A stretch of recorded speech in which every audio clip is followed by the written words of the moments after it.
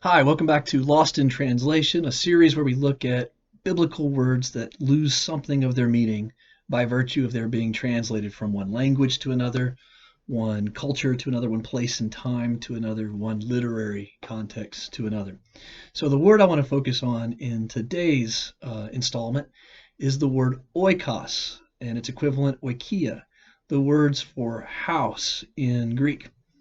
I think today what I want to do is describe the way these words shift in meaning by virtue of various translations, and then look at a passage where we can kind of see how the word is working in its original context, a passage in Mark.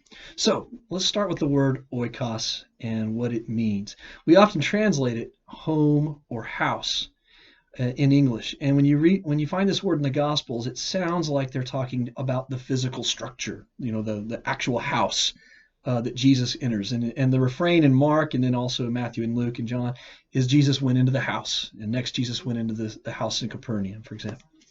But the word in the original Greek doesn't just refer to the house. The word oikos refers to the structure, all the property in it, and most importantly, the people in it.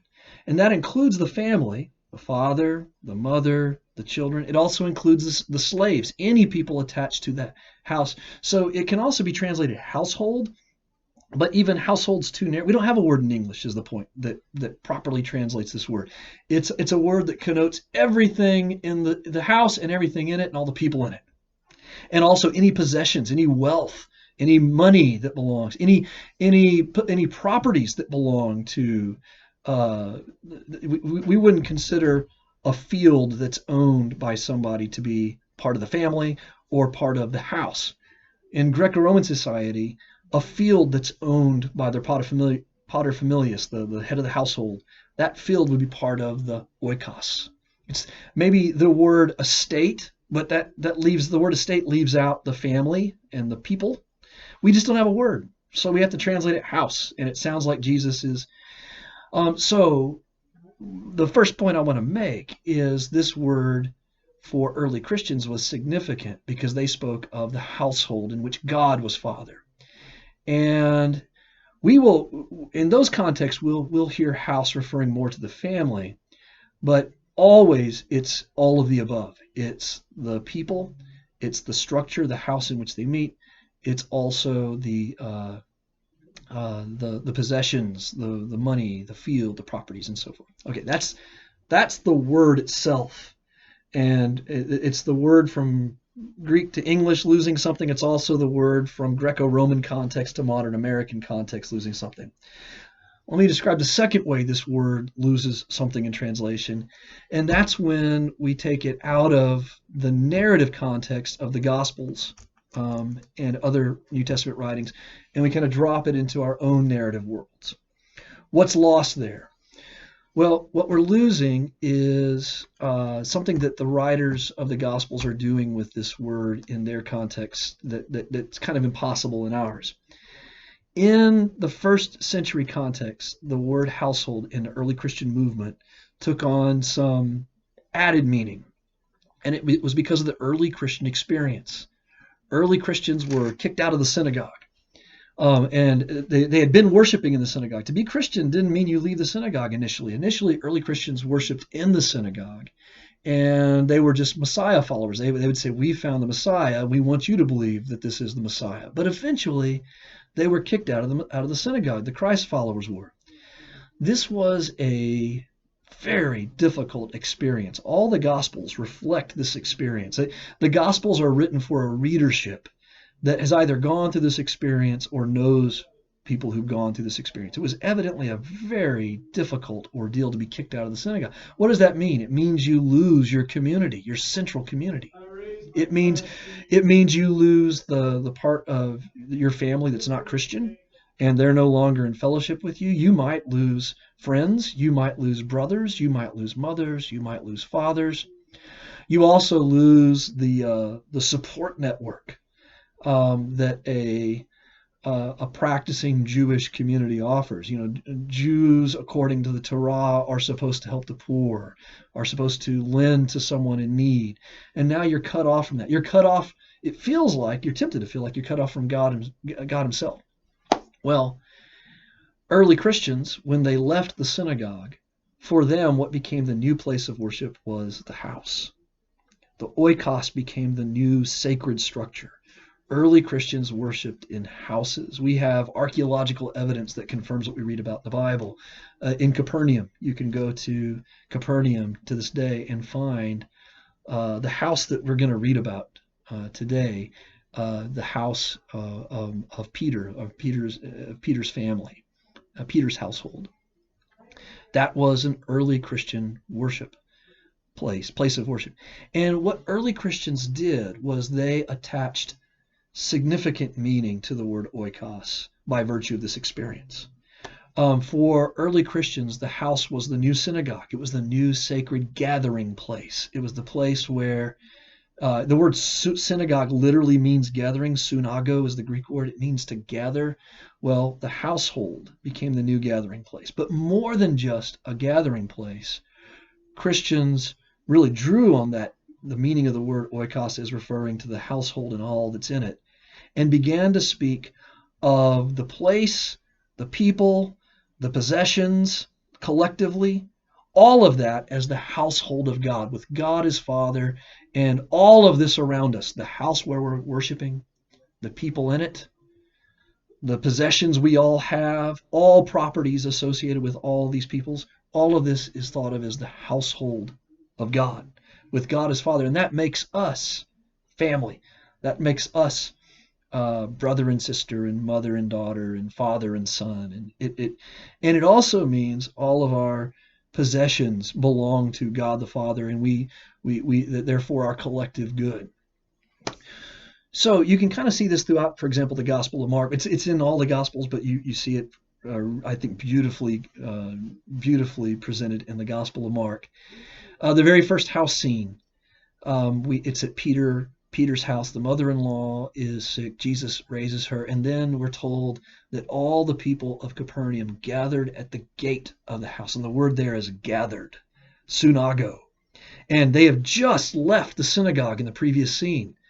Jesus has led his disciples out of the synagogue, and then they go into the oikos. They go into the household. This is, for early Christian readers, this foreshadows the movement of the post-Easter community out of synagogue and into household. And the very first scene is all the townspeople of Capernaum gathering at the gate in evening. It's like a shepherding scene. The word gate, the gathering, it's evening, they're coming to be cared for. Jesus is the shepherd, and this oikos, this household, is now presented as a place where people gather. The very next scene in Mark, we see the next time we see the house, it's the scene of the paralytic. And now there are so many people gathering at the gate, and the word gathering is used again. It's the new sunago place, the new synagogue place. There's so many people that you can't even get to Jesus, and they have to cut a hole in the roof of the oikos. Well, the third scene where we find Jesus going into a house is in Mark 3. And I'd like to read this with you if you want to turn in your Bibles there, 3:19 and following. I'm in the middle of verse 19. My translation says, then he went home. And right there, that's where the word is completely lost. He went into the oikos. He went into the oikos. And already Mark has been framing these house scenes as proleptic household of God scenes. Mark's readers are identifying with these scenes in the household, and Mark's readers are, the way Mark is interacting with his readers, Mark's readers are experiencing these household scenes as scenes that teach us about what it is to be the church, what it is to be the family of God, what it is to be the household of God. And that's what occurs. So in this little episode, what we have is a little Markan sandwich. Mark is famous for his little Markan intercalations, his Markan sandwiches. This is where you have one story, A, and a second story, B. And Mark will start to tell story A. He'll introduce the tension of it. But before he introduces the resolution of it, he inserts another story, a related story, a story that's resembling in some way the first. He'll insert story B in the middle and tell that story in its entirety. And then he'll come back and tell the ending of story A. And the two stories are juxtaposed. Mark's asking you to see their resemblances. Well, this is one of those stories. What we're going to have is Jesus' own family members accusing him. And then we're going to have the religious leaders accusing him. And the first story is going to be told partly, then we're going to have the second story, and then it'll go back to the story. Let's read the story. And all of this is about household. It's all about oikos. Then he went into the oikos, the household, and the crowd gathered together, came together. This is not the same word, synagogue, it's a synonym. Again, the house is being presented as a gathering place. The crowds come to the oikos to be gathered together, so that they could not even eat. Once again, the pressing upon, the gathering is so extreme that they're being encumbered. Now when his family heard of it, they went out to restrain him, for people were saying, he has gone out of his mind. All right, so now the family believes the accusation that Jesus is crazy. He's out of his mind. A couple of things about this. I don't like to talk about the Greek too much unless it's just necessary. In this case, it's not only necessary, it's beautiful. There's a couple of phrases I want you to hang on to in your mind. The word for family here, the Greek doesn't have a word for family. Actually, oikos is as close as you get. You refer to relatives as the ones beside you, the ones para you. And here, Jesus' family members are called the ones para him. Hang on to that phrase. Then there's a second phrase. He's gone out of his mind. That's our idiom. We say you're out of your mind as an idiomatic expression in English for how you're crazy. Our idiom is actually pretty close to the Greek idiom. The Greek idiom is he's standing outside himself. He's standing outside himself. All right? So what do we have here? We have the ones para him, his family, believing and affirming the accusation that Jesus is standing outside himself. He's crazy. He's out of his mind. All right? That's story A. And they're willing to seize him. This is the word for Jesus' arrest. What his family is doing foreshadows the arrest scene later in Mark. That's story A. Then we come to story B. And the scribes who came down from Jerusalem said, he has Beelzebul. There's accusation one. So he's possessed by Beelzebul. He's possessed by the prince of demons. He's possessed by Satan. And, here's accusation two, by the ruler of the demons, he casts out demons. So you're possessed by Satan, you're possessed by Beelzebul, and that possession is the means by which you're casting out demons. So notice story B, it also features accusation against Jesus. And notice also the accusation in the ancient world would have been considered very similar. To be demon-possessed is the same as being crazy in the ancient world. So Jesus' own family is making an accusation that parallels the kinds of accusations the religious leaders are accusing him with. And he called them and spoke to them in parables. And now what you're going to have Jesus doing as he speaks is taking up these accusations in reverse order. First the scribes, and then the family's accusations. And the first accusation he's going to take up is the last one that was made, that by the prince of demons you cast out demons. He says, how can Satan cast out Satan? If a kingdom, that's the word we discussed in the first installment, if a reign, a basileia, is divided against itself, that reign cannot stand. And if a house, a household, an oikos, there's our word. If an oikos, the whole household, the family, the people, the properties, everything, is divided against itself, that house will not be able to stand. And if Satan has risen up against himself and is divided, he cannot stand, but his end has come. So, how do you know the falsehood of that accusation? I'm casting out demons by the prince of demons. Because any house that's divided against itself will fall. Satan wouldn't do that. Any kingdom divided against itself would fall. Satan wouldn't do that. If Satan rises up against himself and is divided, he can't stand, but his end has come. So you just think about it. It would be nuts for Satan to cast out Satan. That would mean his reign is falling apart. It would also mean his house is falling apart. Notice Jesus thinks of Satan as not only having a reign, a kingdom, but he also thinks of Satan as having a household. And he's saying Satan would never cast out his own. That would cause his household to fall. Then he offers a positive explanation for what he's doing. But no one can enter a strong man's house and plunder his property without first tying up the strong man. Then indeed the house can be plundered. All right, here Jesus is saying, let me tell you what I am doing when I cast out demons. I'm not doing that by Satan's power. I am the strong man who goes into Satan's household and plunders him. I tie him up, and that's what's going on. This isn't Satan casting out demons.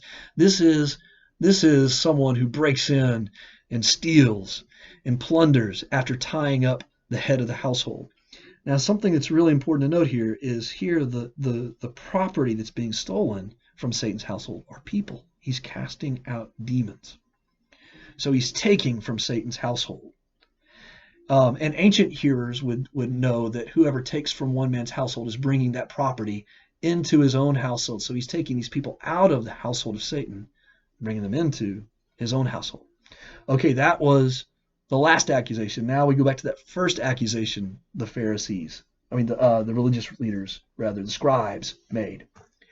Truly I tell you, people will be forgiven their sins and whatever blasphemies they utter, but whatever blasphemes against the Holy Spirit can never have forgiveness, but is guilty of an eternal sin, for they had said he has an unclean spirit. So, what does Jesus think about that first accusation of the religious leaders? He has an unclean spirit. He's possessed by Beelzebul. Jesus is saying that's blasphemy.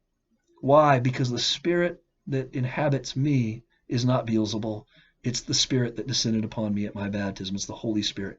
You are calling God Satan, and that's unforgivable. To look upon God and say this is Satan is the ultimate and unforgivable and only unforgivable sin. So Jesus has addressed the false accusations of the scribes. Now we return to the matter of the family's accusations, the ones parahim, their accusation that he's standing outside himself, he's crazy.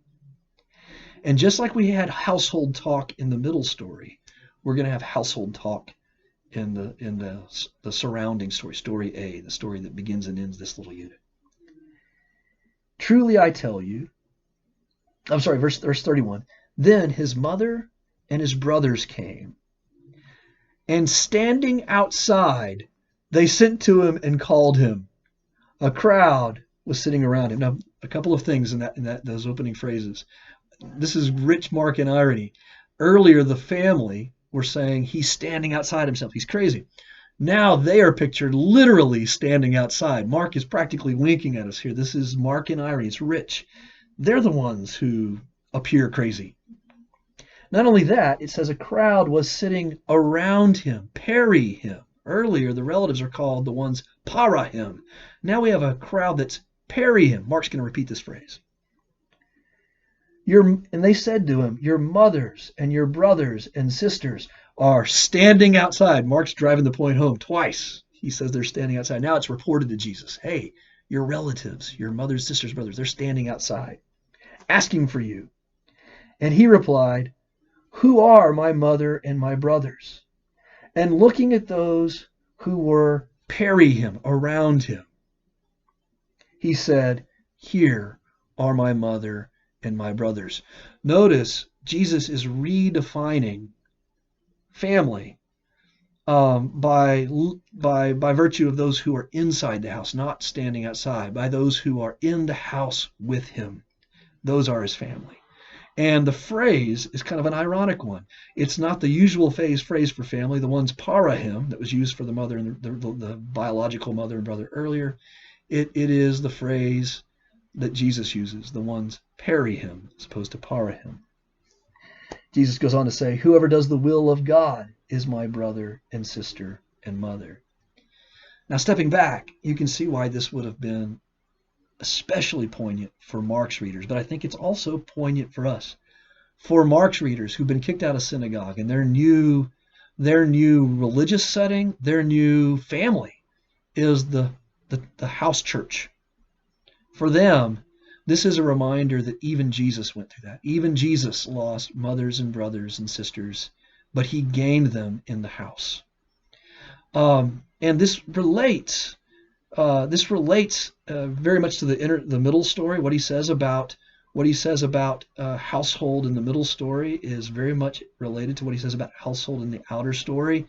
Jesus is basically saying in both stories, I am creating a new household. I'm plundering from the household of Satan in the middle story, and in the outer story, my new household is not my blood relatives, it's those who gather in this house with me. This would have been a great comfort to Mark's readers. One last note on this. Later on in the gospel, in one of the rare moments where Jesus compliments the disciples who are otherwise kind of foolish, he compliments them and he says, "You've left everything for me. You've left mothers and brothers and fields." But what he says is, you're going to gain mothers and brothers and sisters and fields. This reminds us that the early Markan community, having lost their household, their family, the possessions and the wealth that comes with that family, the security that comes with that family, they saw in the Christian movement, in the house churches in which they were meeting, they saw that they were gaining those things just like the apostles before them. They gained relatives. They gained the wealth that comes with relatives, the economic security that comes with relatives. This is Mark's version of what we find in Acts, where the early church in Acts is presented having all things in common. The early church had all things in common. So, stepping back, I think for modern readers, when we hear this, we are reminded of the true nature of our gatherings. We are nothing less than the household of God. We're nothing less than the family of God. We have we should be there for each other economically. There should be no poor among us. There should be no needy among us, because we're all brothers and sisters, mothers and daughters, fathers and sons in this great household under the fatherhood of God.